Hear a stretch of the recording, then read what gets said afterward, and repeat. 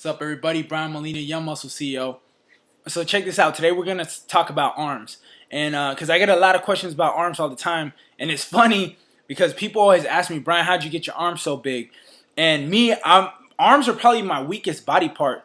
Yeah, my arms are like they're pretty decent size. I'm not genetically gifted in my arms, so I had to work extra hard in order to bring them up and figure out through trial and error what works best for me.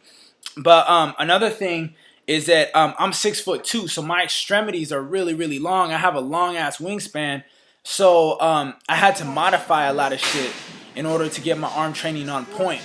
So the key, if I could summarize this really quick, guys, the key to big arms, number one, is you got to work your triceps. Your triceps are 75% of your arm. Okay, so everybody's in the gym trying to do curls to get big arms. Your bicep, guys, is such a small muscle. It's probably the smallest muscle on your body. Even though it has a really big impact if you can get it nice and round and full.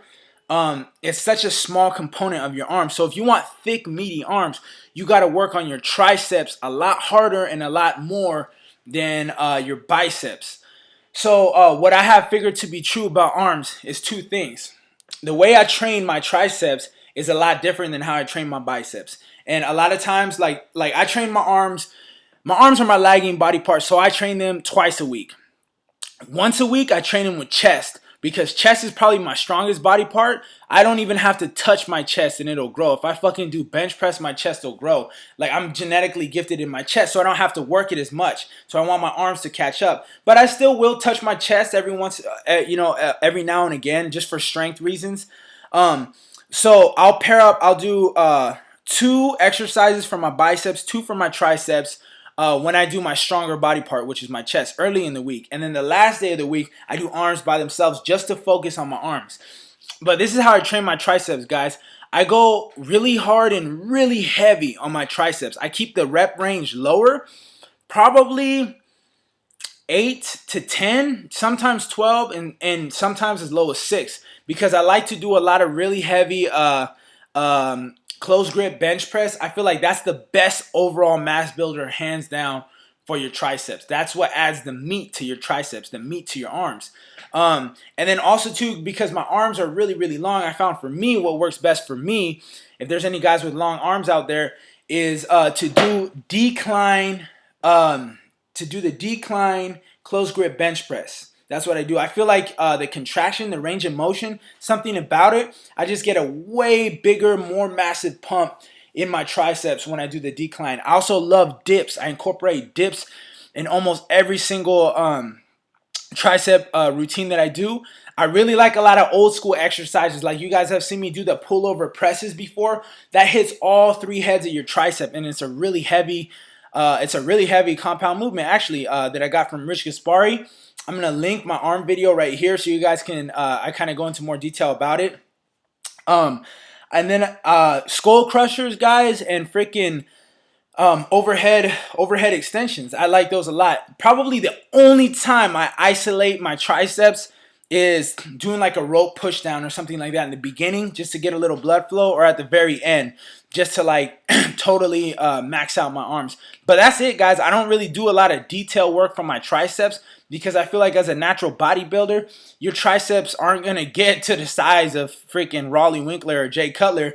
So all that little detail work and pumping blood in there, it's not really conducive to building a lot of size in your triceps. Now for biceps, my rep range is a little bit higher and my weight is a little bit lower. Why? Because the muscle is so small in comparison to anything else, like your back or your chest or your legs. So I feel that the range of motion, there's a lot of room for error when you are training your biceps. A lot of guys are like, yeah, bro, I'm going to the gym and I'm training bis, bro. And I'm like, dude, you probably trained every muscle in your body except your bis, because I saw you with that big ass, like freaking 200 pounds on the curl, and you're like swinging and doing all this crazy shit, working your front delts and your chest and even your legs and your fucking hip flexors, because you're fucking flexing your hip to get that damn weight up. So don't be one of those dudes. If you're gonna do your biceps, remember, guys, we're bodybuilders. We're training to look big. We're not trying to lift the whole gym. So especially for biceps, 2 things: squeezing and contracting. I call it half an inch and half a second. This is what I do when I train my biceps. That last final half an inch, when you come up and contract that dumbbell, you go that extra half an inch and then squeeze for that extra half a second, and that will make all the difference in bringing out that peak in your bicep, and totally stimulating your bicep muscle in in a full range of motion. You don't want to do any of this swinging stuff. Really concentrate on form, and that's why you can go like higher reps. Like generally for biceps, I'll go like 10 to 15 reps. Every now and then I'll go up to 20, but that's kind of rare. The exercises that I like the most for my biceps. Number one, my all-time favorite exercise is probably the incline seated dumbbell curl. I just alternate because I feel like because I'm seated, my range of motion, and it's incline, my range of motion is greater, but my form is stricter because it leaves very little room to cheat. Then I also really like 21s. And then I like hammer curls a lot. I do a lot of hammer curls. And then also too, know what you're targeting. So for your arms, very simple because this is an elementary video. For your arms, you got two heads of your bicep. So you got the rear head, and then you got the front head right there. So the front is for length. The rear is for size and thickness. So when you're just chilling in it, cooling in a t-shirt, you want to look like you have a big arm just chilling. So that's that's all your rear head. That's thickness. So anything wider than shoulder width, that's going to hit more of your rear head. And then anything closer grip is going to hit your front head. Now you want both. So concentrate on hitting all heads of your bicep and your tricep. So I don't want to make this video too long, guys. I could go on and on for days. I'm going to have a series on all body parts coming up. So if you have any questions, man, hit me up. Hit me up on my Facebook, guys. That's facebook.com/YMRBB. I always link it below because the YouTube message box thing is just messed up. So hit me up if you have any questions. Hopefully this helped you out. Until next time, baby, from the block to the top, I'll see you at the gym.